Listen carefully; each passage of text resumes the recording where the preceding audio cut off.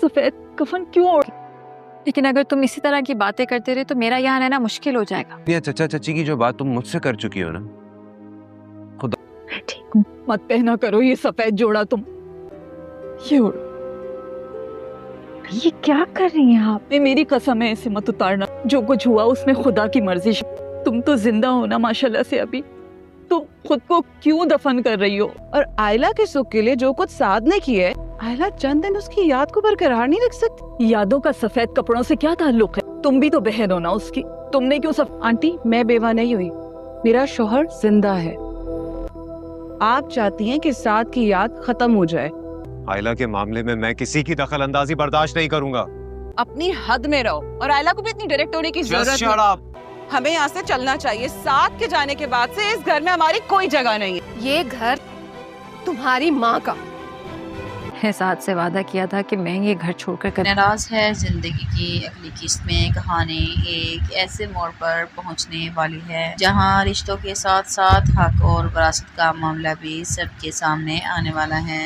इसकी शुरुआत एक तलाक सूरत हाल से होती है जब फहद की बहन आयला के साथ बदतमीजी करते हुए इसे सिर्फ दूध बनाने और घर के कामों पर ताना देती है, लेकिन इसे अंदाज़ा नहीं होता कि फहद इसकी सारी बातें सुन रहा है। फहद फ़ौरन अपनी बहन को रोक देता है और सख्त लहजे में कहता है कि आइंदा आयला के लिए ऐसी ज़बान इस्तेमाल ना करे। वो इसे याद दिलाता है कि आयला इसकी भाभी है और इसके मरहूम भाई की बीवी है, इसलिए इसके साथ इज्जत से पेश आना होगा।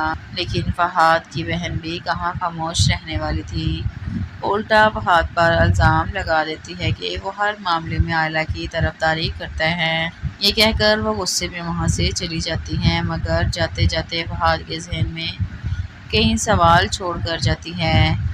इसके बाद फहद की माँ अपने बेटे के पास आती है और असल बात जानने की कोशिश करती हैं। यहाँ फहद अपनी माँ के साथ अपने दिल की वो बात रख देता है जो शायद आने वाली कहानी का सबसे अहम राज है। फहद कहता है कि इसे अच्छी तरह से मालूम है कि इसके मरहूम भाई की जायदाद और हक की असल वारिस आयला है, लेकिन वो ये भी चाहता है कि कभी इसके दिल में आयला के ख़िलाफ़ कोई ऐसा ख्याल पैदा ना हो जिसकी वजह से वो इसके हक़ में नाइंसाफ़ी कर बैठे। और यही नहीं, फहद साफ साफ अल्फाज में फ़ैसला करता है कि इसके भाई ने आयला के नाम जो कुछ किया था वो हमेशा आयला का ही रहेगा। नाज़रीन, यहाँ से कहानी एक इंतहाई दिलचस्प मोड़ लेने वाली है। एक तरफ फहद अपने भाभी के हक़ के लिए खड़ा नजर आ रहा है, जबकि दूसरी तरफ घर के कुछ लोग आयला को कबूल करने के लिए तैयार नहीं। अब सवाल ये है कि क्या फहद अपने फैसले पर कायम रहेगा, क्या घर वाले आयला के खिलाफ कोई नया मंसूबा बनाएंगे, और क्या विरासत का ये मामला पूरे ख़ानदान के रिश्तों को बदल देगा।